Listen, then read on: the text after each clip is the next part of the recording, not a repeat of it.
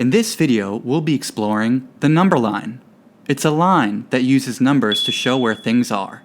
Let's give it a name. How about x? X is a number line that starts at 0 and ends at 7. If something is on the number line, like our buddy here, it has an x position based on where it is. In this case, x equals 0, because our friend is at 0 on the number line called x.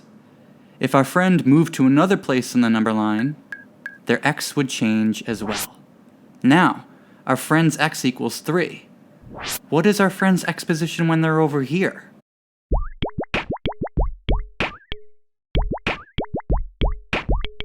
If you said x equals 7, great job, you are correct.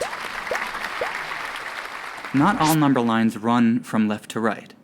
A number line that runs up and down might be called y and work the same way.